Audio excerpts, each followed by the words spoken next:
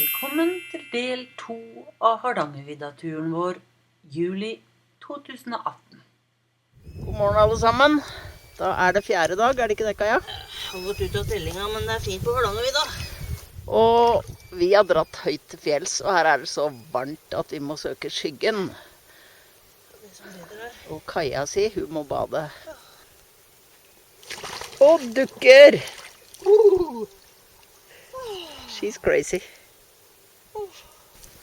13 grader. 13 grader, er det Hvis så det er varmt? 12, så går det rett i skjelettet. Så da er det 14. Jeg har jo ikke temperaturmåler, men når du er i nøden og trenger det, så Gjør du det? godt. Da har vi bestemt oss for at i dag skal vi ha turdag. Sånn dagstur. Et skritt av gangen, så ser vi hvor langt vi kommer. Det er kjempetopp. Vi har kastet noen kast først, og så er vi klare for tur nå. Bli med. Her har Tove oppdaget et stort gevir. Nå skal vi bort og ta en titt på.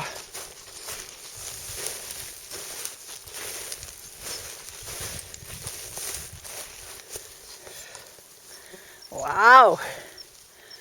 Her er en villreinstamme.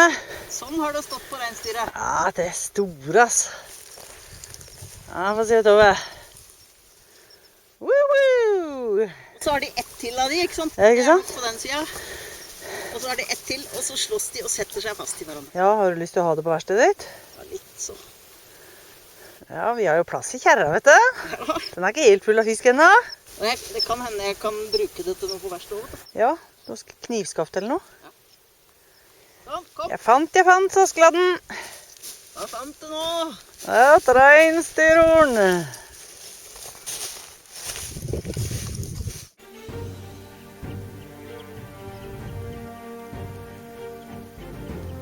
Det er tørt på fjellet i år, men det er noen moltekarter.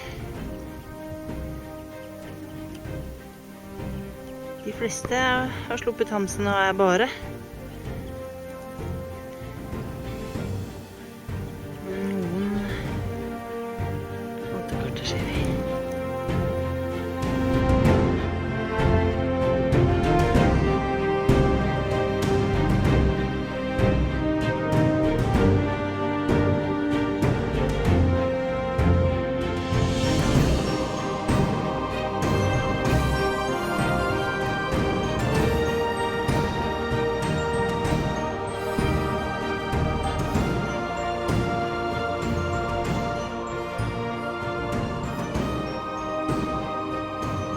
Nå har vi kommet oss opp på toppen av Kleivhovd. Her er det utsikt. Her er fin utsikt. Av fiskevann så ser jeg Snero. Ja, Så ser jeg vannet på andre siden der som jeg helt ikke husker navnet på, men der har jeg fiska. det er der hvor vi telta Der hvor vi den gangen, telta når det og snødde. du sto barebeint og trakk fisk Stemmer. i snø. Så ser vi Snero da, så ser vi hele Pinnhølen. Så ser vi Østre og Vestre Bakkakjønn. Så ser vi Kleivhovdkjønnene der som vi ligger. Og så ser vi Langsjøen. Og så ser vi helt bort til Fluvann. Kult. Veldig kult. Kult å være på en topp. Det er liksom artigere nå som vi er mer kjent, vet hva det heter og hvor det ligger i forhold til ting. Enn jeg spiser molter. Så fine. Råkos på fjellet. Mange som koser seg på fjellet.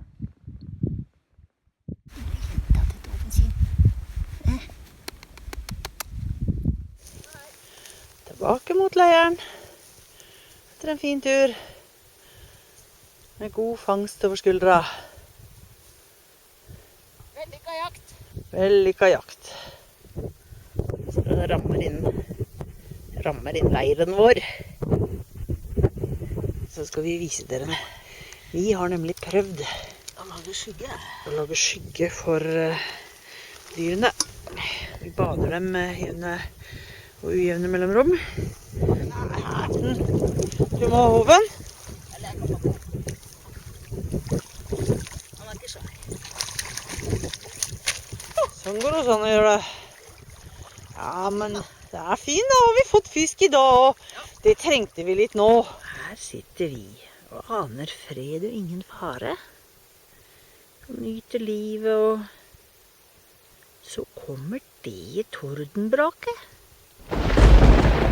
Langt der bortenifra i det fjerne. Men jeg kan liksom ikke se at det er så voldsomt uvær heller. Det er et langt brak. Man vet aldri hva som skjer på fjellet. Det er det som er så spennende. Nå skal vi se det. Så flott! Den slåss du med. Ja. Nei, nei, er du glad nå? Ja. Ja, hvilken farve var det på sluken? Hardangervidda-sjuken. Hardangervidda-sluken. Halleluja, halleluja, halleluja. Ja, dreper vi den, og så veier vi den. Hallo, er det noen hjemme, sier hun. Jeg sitter her og lapper av og gjør ingenting. Grattis, det lønner seg! Og hva sier han? Akkurat halvkilo. De ser så Nei, litt store over ut, altså. Litt over halvkiloen. Litt over halvkiloen. Ja, men da har du muligheten til å få enda større fisk, da. Jeg kan hjelpe den litt. Nei, det Skal vi se der. Følg med nå. Oi, oi, oi! Oi, oi! Jeg trodde den var større enn halvkiloen, altså. Ja, Det det gjorde jeg. hjelper å dra litt der. Det er kokfisk. Skikkelig koteletter.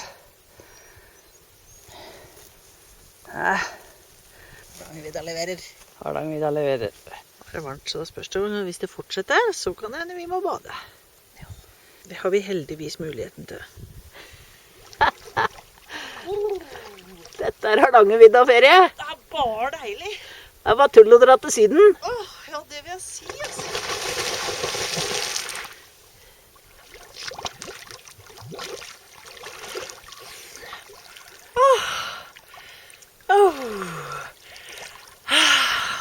Prøv Hardangervidda. Vi savner litt å bare kunne pælme inn på vann, og ikke bare suge det gjennom det røret. For dette er en filterflaske. Ja. Den er veldig bra. Live straw. I og med Du kan at... liksom ikke gjøre sånn. Nei. Så i og med at vi tar drikkevannet rett fra det store vannet, så filtrerer vi det. Det er ikke noe rennende vann i nærheten. Det skal vi finne i morgen, tenker jeg. Yeah.